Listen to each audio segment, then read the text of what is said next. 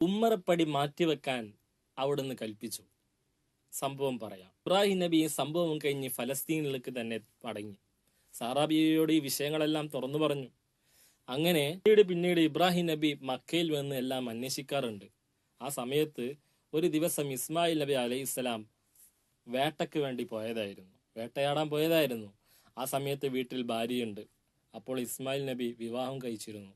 ഭാര്യയെ കണ്ടപ്പോൾ ഭാര്യയോട് ഈ വിഷയങ്ങളെല്ലാം ചോദിച്ചു, വിവരങ്ങളെല്ലാം അന്വേഷിച്ചു. പക്ഷേ ഭാര്യയിൽ നിന്നും കിട്ടിയ മറുപടി നല്ലതായിരുന്നില്ല.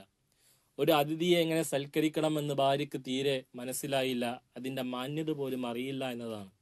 അങ്ങനെ ഭാര്യ വീട്ടിലെ എല്ലാ ബുദ്ധിമുട്ടുകളും കഷ്ടപ്പാടുകളും എല്ലാം ഇബ്രാഹിം നബിയോട് പറഞ്ഞു. ഇതെല്ലാം കേട്ടതിന് ശേഷം ഇബ്രാഹിം നബി ഇസ്മായിൽ നബിന്റെ ഭാര്യയോട് പറഞ്ഞു, ഇങ്ങനെ ഒരാൾ ഇവിടെ വന്നിരുന്നു, അദ്ദേഹം ഇങ്ങനെ പറഞ്ഞുപോയി, എന്താണ്, ഉമ്മറപ്പടി മാറ്റിവെക്കണം എന്ന് പറയണമെന്ന് ഇബ്രാഹിം നബി ഭാര്യയോട് പറഞ്ഞ് അവിടുന്ന് തിരിച്ചു ഫലസ്തീനിലേക്ക് തന്നെ മടങ്ങി. ആ സമയത്ത് ഇസ്മായിൽ നബി ഇതെല്ലാം കഴിഞ്ഞു വന്നപ്പോൾ ഇസ്മായിൽ നബിയോട് ഭാര്യ പറഞ്ഞു, ഉമ്മറപ്പടി മാറ്റിവെക്കാൻ വേണ്ടി പറഞ്ഞിട്ടുണ്ട് എന്ന് പറഞ്ഞപ്പോൾ ഇസ്മായിൽ നബിക്ക് എല്ലാം മനസ്സിലായി. തുടരും, വീണ്ടും കാണാം.